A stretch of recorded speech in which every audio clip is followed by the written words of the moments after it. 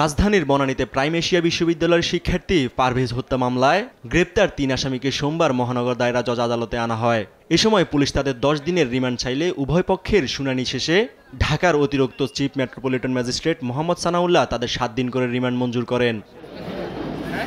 এদিকে পারভেজ হত্যা জড়িতদের দৃষ্টান্তমূলক শাস্তির দাবিতে রাজধানীর বিভিন্ন বিশ্ববিদ্যালয়ে ক্যাম্পাসে মানববন্ধন করেছে ছাত্রদল। সোমবার দুপুরে রাজু ভাস্কর্যে মানববন্ধনে অংশ নেন ঢাবি ছাত্রদলের নেতাকর্মীরা। মানববন্ধন থেকে এই হত্যাকাণ্ডে বৈষম্য বিরোধী ছাত্র আন্দোলনের নেতাকর্মী জড়িত বলে অভিযোগ করেন ছাত্রদল নেতারা।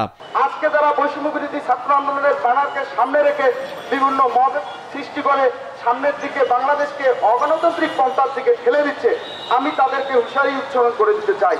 আজকে থেকে বাংলাদেশ জাতীয়তাবাদী ছাত্রদল আপনাদেরকে বৈষম্য বিরোধী ছাত্র আন্দোলন বলবে না, আপনারা বৈষম্যমুখী ছাত্র আন্দোলন। যে প্ল্যাটফর্ম থেকে দেশের মানুষ ঐক্যবদ্ধভাবে ফ্যাসিবাদের পতন ঘটিয়েছে, সেই ব্যানারকে এখন কুলুষিত করা হচ্ছে বলেও দাবি করেন তারা। বিগত জুলাই আগস্ট আন্দোলনে যে সংগঠনের ব্যানারে সারা বাংলাদেশের ছাত্র জনতা এক হয়ে ফ্যাসিবাদের বিরুদ্ধে আন্দোলন করেছিল, আজ সেই সংগঠন নিজেদেরকে একটি কিশোর গ্যাং হিসাবে পরিণত করেছে।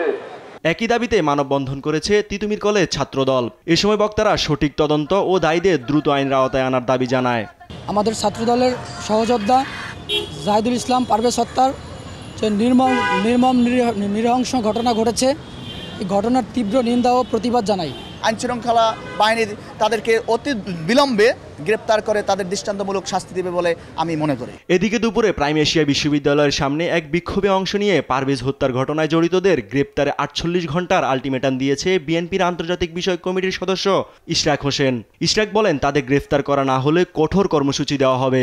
আগামী ৪৮ ঘন্টার মধ্যে এই যে দুইজনকে এখনো ধরা হয় নাই, তারা বৈষম্য বিরোধী ছাত্র আন্দোলনের কমিটিতে পাওয়া গিয়েছে, যদি না পাওয়া যায় তাহলে আমরা পরবর্তীতে আলাপ আলোচনার মাধ্যমে প্রয়োজন বোধে আরো কঠোর কর্মসূচি দিব ইনশাআল্লাহ। এর আগে গেল শনিবার বিকেলে রাজধানীর বনানীতে শিক্ষার্থী জাহিদুল ইসলাম পারভেজকে ছুরিকাঘাতে হত্যা করা হয়। ইউসুফ ভুঁইয়া, দেশ টিভি, ঢাকা।